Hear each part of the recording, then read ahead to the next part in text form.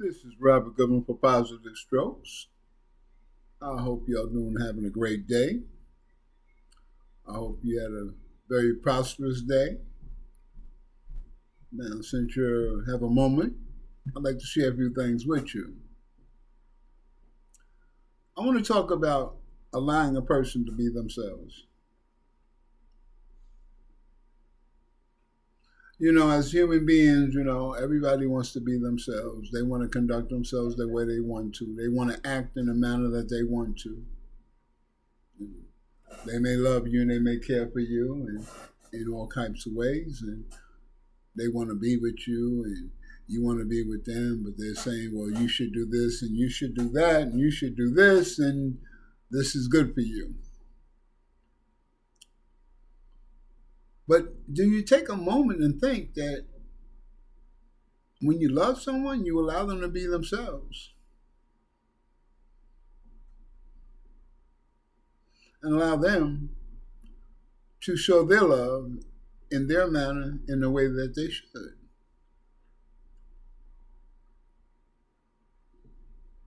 Oh, but I've been through this. I know they should do this and they should do that. They're doing this wrong and they're doing that wrong. The Bible says love covers a multitude of sin. So actually, I believe the Bible saying is you shouldn't be paying attention to a loved one's sins.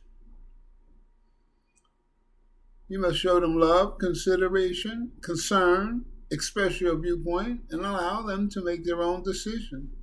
But don't allow your love to be swayed, or because they don't do it your way and you say, oh, well, they don't love me because they ain't listening to me. They ain't doing it my way.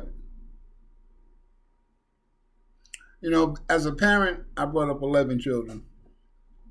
And children to do what they want to do. If you have children, you've experienced that. They will take an ass whipping. They will take a punishment, whatever the case may be, and do what they want. And tell you how sorry they want and it won't happen again, and they'll turn around and mess up right again in 2 hours. But we still love them. The difference from a grown-up and a child is that you're grown. You can make a bad decision and you can go to jail. You break the law. The world says that when you get a certain age, you're responsible for your actions.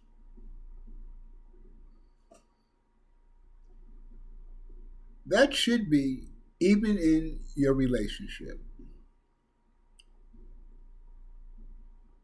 I'm 63, so I've been around the block. And I learned that when you love and care for someone, you start doing it their way, and because you love them and you don't want to rock the boat, or you just don't, everything just runs smooth, you just give in. But you don't be yourself, or you're not being accepted for being yourself. When you love someone, you allow them to be themselves. And whether it's a good or bad decision, if you allow them to make the choices, 9 times out of 10, they're going to make the best choice. Because they are not being clouded or being judgmental by others or trying to be controlled by others to make a sound decision. Yes. That's the hardest thing to do.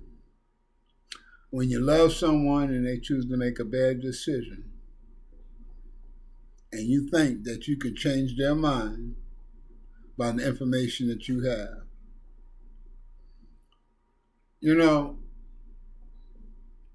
It made me think about something. If you're a recovering addict, to recover from the use and abuse of drugs, that person has to make that conscious decision to do that. No matter what another person does or say to them, will not change that fact until they choose to change that fact themselves. And it's the same thing in everyday living. For a person to make the right decision, show them the love and respect to give them the information and allow them to make that decision. Even though you may have the answer and the right one. Give them all the information about that situation that you possibly can. Allow them the respect and the love for them to make a decision on their own. And if it's a decision that's contrary to your belief or what you feel, express that. But don't hold your love hostage because they don't agree with you.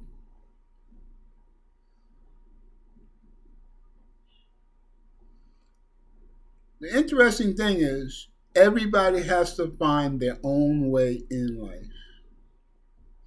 And there's nothing that you can say or do can change that fact. Everybody has to find their own way in their life.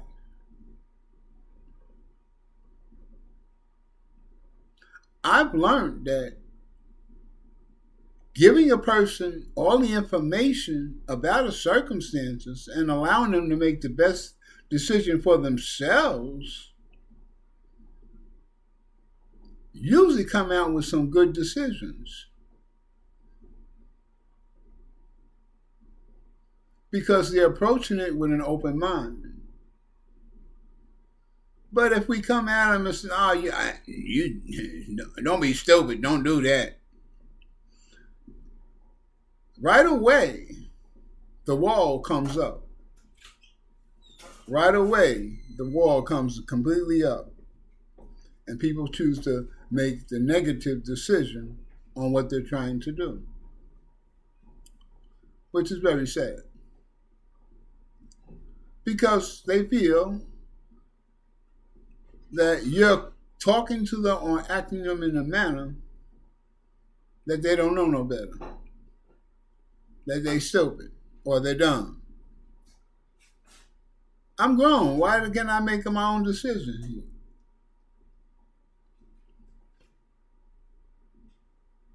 Information given to a person, whether it's good, bad, or indifferent, and allowing them to utilize their mind and their capabilities will tell you who they are and what they're capable of doing. When you do that, you actually find out who they are and what type of person they are. Because you're allowing them to be themselves to make the decisions that they make, whether it's good, bad, or indifferent. You get to really know who they are, not the person that you choose to make them you want them to be.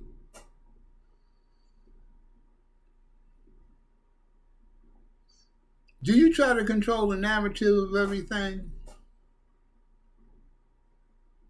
because you think that your way is the right way? Do you allow the other person to express themselves in a manner to express how they feel or how they view things? Do you allow them to have freedom of speech with you? That you can have a dialogue? See, having a dialogue on viewpoints is just as it is. Just we're talking. This is the way I feel. This is why I feel this way.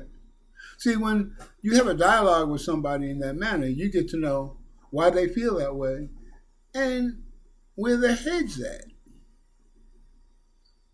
Do you do that?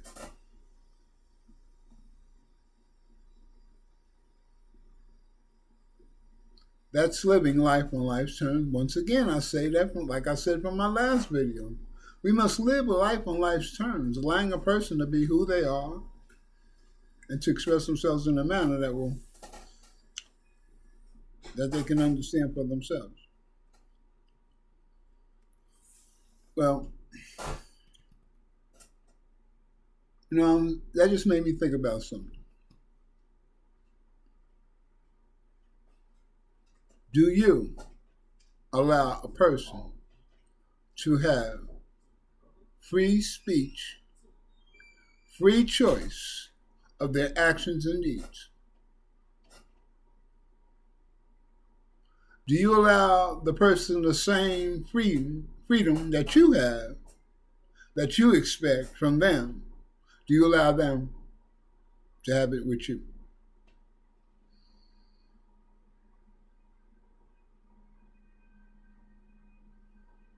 See, we all been through some bad times in life. Some of us been through some heavy traumas. Some of us are still dealing with the trauma that our parents had because it affected us a certain way. And we hadn't had no closure over it, or if we hadn't not worked through it from our past.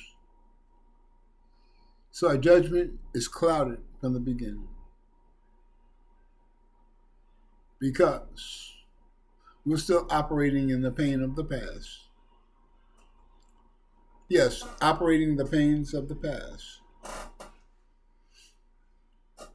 If you feel that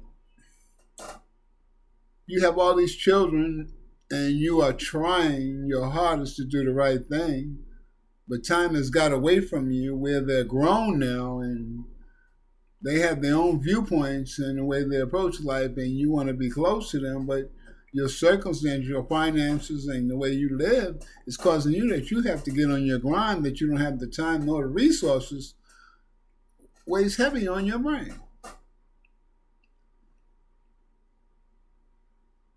You think about, well, if I would have did this, if I would have did that, maybe this wouldn't have been like this, if I would have did it. The maybes will kill you. I say it again, the maybes will kill you. Stop projecting on something that's already been written. Stop projecting on something that's already been written. That's why, like in the program I cover, they say, do the next right thing. Do the next right thing. You're only human, and you're only capable of doing what you can do. And you must be good with yourself. You may not like it, but you must be good with yourself about that decision and where you're at in life. Because, see, the interesting thing is you went through all what you went through to get to this point in life for yourself.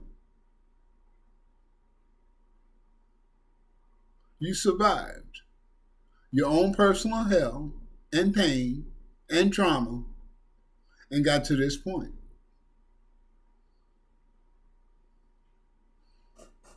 But I understand too that when you've moved on, you got to give it to a power greater than yourself, which I would give it to God. Let it go and let God. Because if I carried into the present, then I carried into my future, and it would always cloud my judgment and my direction, and I will never live life on life's terms, because the past is constantly living over and over and over and over again.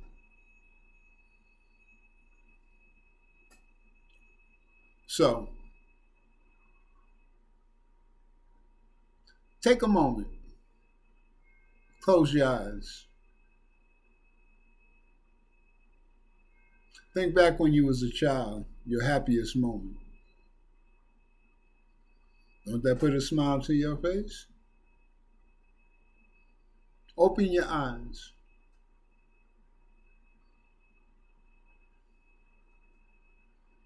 Now think. The happiest time you had as a grown-up. Think now.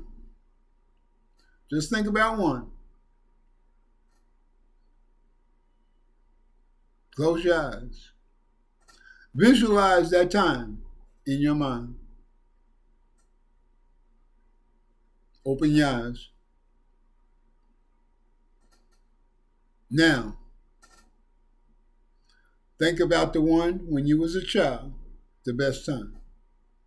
Think about the one when you was a grown-up, was the best time. Aren't they the same feeling?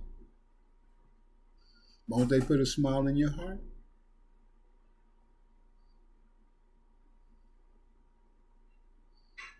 Those are the things you need to remember. The negative you need to let go. The pain, the trauma, you need to let that go.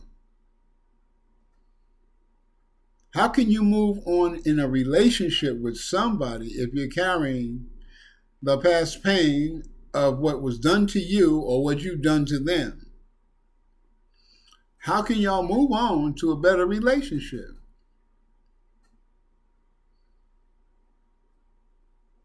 Here's something else to think about.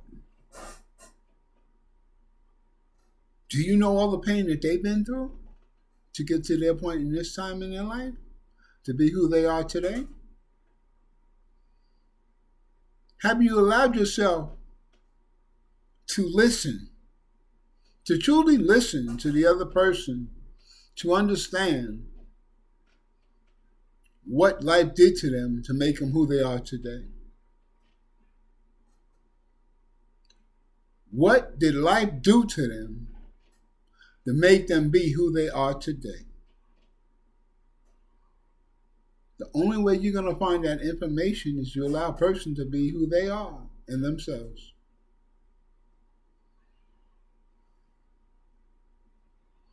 I'll give you an example. Some people have been abandoned by family, loved ones, children, whatever the case may be. And they never got over that. So what they have is abandonment issues.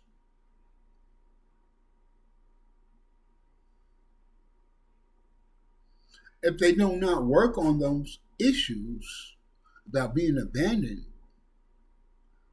it will always be with them.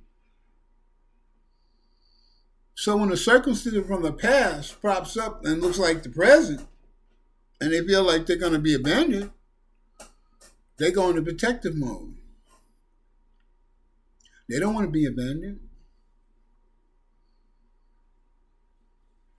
But they go down a road that they don't understand or don't know. Why? Because they did not work on those issues. We must work on our past so we have freedom in our present. We must work on each other to make ourselves the best that we can be for ourselves. I don't know what tomorrow has planned. I don't know what life's got down the pipe. I might walk out my front door and someone might pull a gun and shoot me in my head. Could be. Or I might go to the store and somebody robs me and I end up in the hospital. Anything can happen to you. Ask yourself one question. How do I want to be remembered for who I am today? This is Rob Gunn for Life Positive Strokes. I'm glad y'all checked me out. Y'all have a great day and just understand. This is just information, something to look at, some information to check yourself out. My goal is for you to be the best that you can be. And the only way I can help you be the best that you can be is to give you information. Just something to look at. Something running across your brain. Think. Think. Don't act. Think. Pause. Think. Pause. Then act. And then think. Try that. See how that goes for you. You have a great day.